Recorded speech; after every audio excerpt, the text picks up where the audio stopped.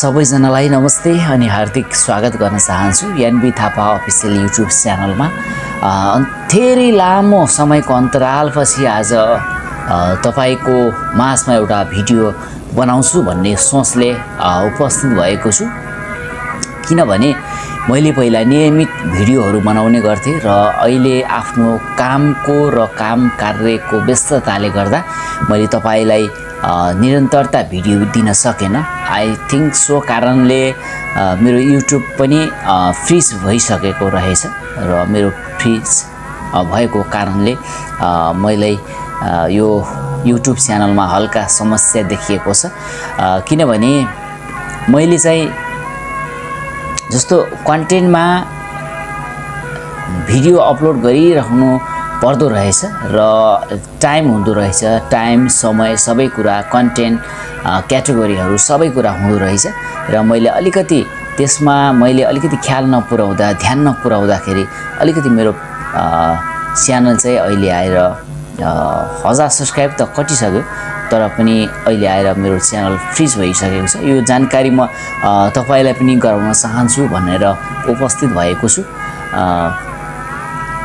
किनभने यो हामी जब लाग्छौं नि युट्युबमा केही गर्नुपर्छ, युट्युबबाट हामी आम्दानीको स्रोतहरू बढाउनु पर्छ भन्ने एउटा सोच र विचारले हामी भिडियोहरू बनाउने गर्छौं। जुन पनि आफ्नो आफ्नो क्याटेगोरी हुन्छ है, त्यो क्याटेगोरी भित्र जानुपर्ने हुन्छ र त्यो क्याटेगोरी जुन किसिममा पर्छ र त्यही किसिमको भिडियोहरू हाल्नुपर्छ र तपाईले हप्तामा जस्तो हप्तामा कुन दिन हाल्नु भएको छ, आज शनिबार हाल्नु भएको छ भने तपाईले अर्को हप्ता पनि शनिबार भिडियो हाल्नुपर्ने हुँदो रहेछ र तपाईले हप्तामा एउटा दुईटा भिडियो चाहिँ हाल्नै पर्ने हुँदो रहेछ। तपाई निरन्तरता जानुपर्ने हुँदो रहेछ। मैले चाहिँ आफ्नो कार्यव्यस्तताले गर्दा अलिकति निरन्तरता जान पाएन र सो कारणले गर्दा मेरो च्यानल फ्रीज भइसकेको छ। सायद सम्भवतः म यदि मेरो आफ्नो कार्यव्यस्तताले अलिकति मैले भिडियो अपलोड गर्न पाएन र भिडियो बनाउन पाएन, सो कारणले फ्रीज भयो र मेरो चाहिँ यो युट्युबमा पहिलो एउटा सिक्ने अवसर पाए। किनभने जुनै ठाउँमा पनि पहिलोचोटि ढलिन्छ नै र ढलेपछि फेरि उठ्न अवश्य जरुरी हुन्छ। जो मान्छे एकचोटि ढलिसकेपछि फेरि पनि उठेर निरन्तरता दिन्छ, ऊ मान्छे उसले देखेका सपनाहरू पूरा गर्न उलाई एकदमै सपना पूरा हुन्छ।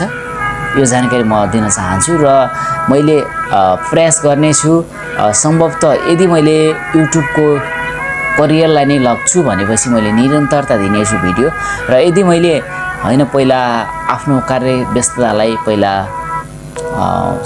आफ्नो ठाउँमा राख्छु, बनाउँछु, उता टाइम दिन्छु र उता दिइसकेपछि मेरो टाइमहरू बच्यो भने चाहिँ म यता दिन्छु भन्ने किसिमले लाग्छु। नत्र मैले उतातिर पनि दिन नसक्ने यतातिर पनि दिन सकेन भने चाहिँ मलाई एकदमै गाह्रो हुने होला छ। सो कारणले गर्दा जति पनि मलाई माया गर्नु भएको थियो, सब्स्क्राइब गर्नु भएको थियो, सम्पूर्णलाई धेरै भन्दा धेरै धन्यवाद दिन चाहन्छु र कार्यव्यस्तताले गर्दा म आउन पाएन, एकदमै म क्षमा चाहन्छु र तपाईहरुलाई भिडियोहरू सन्देशहरू जानकारी दिन पाएन, म क्षमा चाहन्छु।